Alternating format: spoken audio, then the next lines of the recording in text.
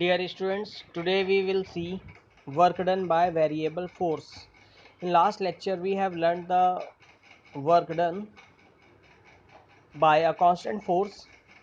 Now today we will learn work done by a variable force.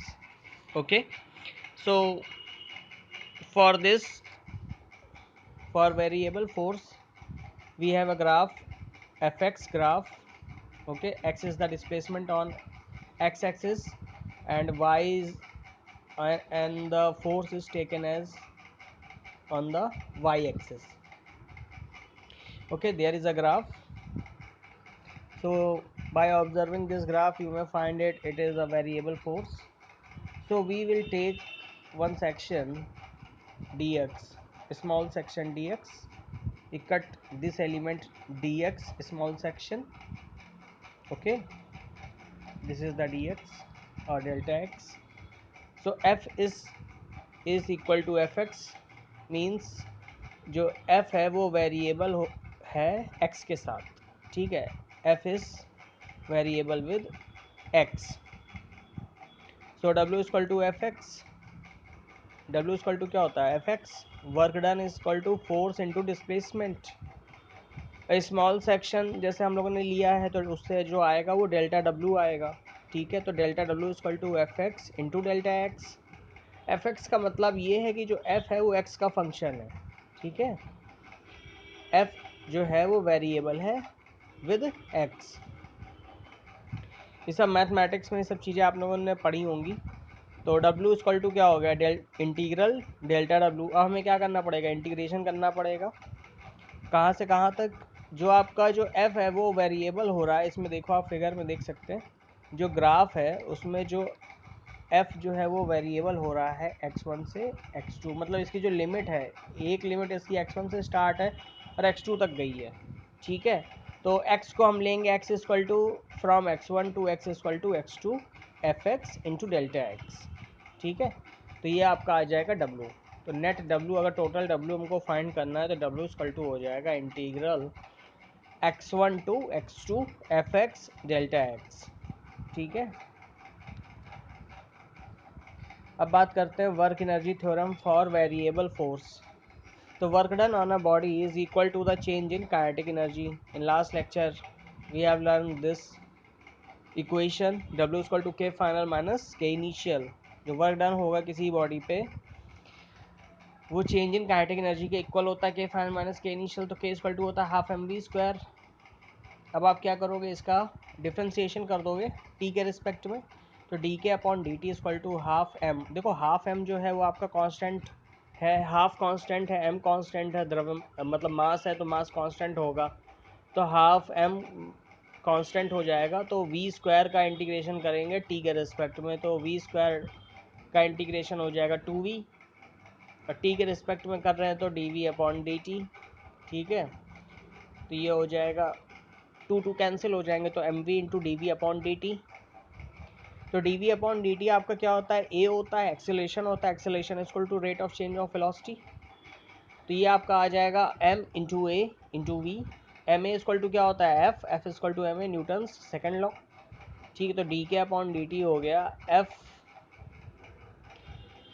ये आपका जो D K upon D T था वो F we के इक्वलेंट हो जाता है. और वी को हम फिर से अगेन क्या लिख सकते हैं, V equal to D X upon D T, rate of change of displacement, it is the velocity. तो D K upon D T equal to हो गया F D X upon D T. तो D T आपके cancel हो जाएंगे, तो D K equal to F D X बचेगा. अब के की जो लिमिट है वो के इनिशियल टू के फाइनल. ठीक है, और जो डी एक्स है वो डी एक्स की भी limit X initial to X final. ये इक्वल टू क्या हो जाएगा, डब्लू. दोनों तरफ आप इंटीग्रेशन कर दो. ठीक है, दोनों तरफ इंटीग्रेशन कर दोगे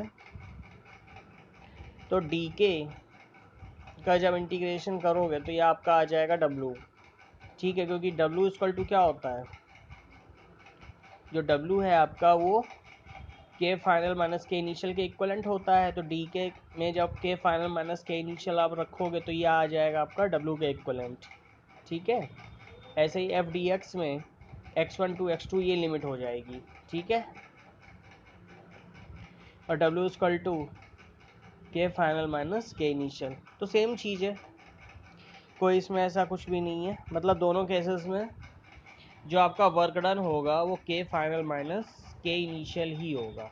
ठीक है, तो हमारे समझ में आपको चीज़ें क्लियर हो रही होंगी। थोड़ा इंटीग्रेशन का आइडिया लेना पड़ेगा इसके लिए। नेक्स्ट हम बात कर रहे हैं पोटेंशियल एनर्जी की। तो पोटेंशियल एनर्जी क्या होती है? It is the energy stored in a body by virtue of its position और कॉन्फ़िगरेशन। पोटेंशियल एनर्जी क्या है? Energy stored in a body by virtue of its position और कॉन्फ़िगरेशन। मतलब ये है, जैसे कि स्प्रिंग का एग्जाम्पल बेस्ट एग्जाम्पल है। तो स्प्रिंग में आप देख सकते हैं कि अगर जैसे ये नॉर्मल स्प्रिंग है, ठीक है, ये नॉर्मल स्प्रिंग, आपने क्या किया, यहाँ से स्प्रिंग में फोर्स लगा के स्प्रिंग को ऐसे कंप्रेस कर दिया। ठीक, अब स्प्रिंग में कंप्रेस कर दिया, यहाँ पे एक आपने ब्लॉक रख दिया। ठीक है, अब जैसे ही आप, जब तक इस ब्लॉक पे आप फोर्स लगाओ तब तक तो ये चीज़ रुकी हुई है। जैसे आप इसको हटाओगे तो तुरंत क्या होगा, तुरंत एक फोर्स इधर की तरफ लगेगा इसमें। ठीक है, क्योंकि स्प्रिंग क्या होती है, स्प्रिंग रिस्टोर होना चाहती है। ठीक है, तो ये जो एनर्जी आई है ये कहाँ से आई है?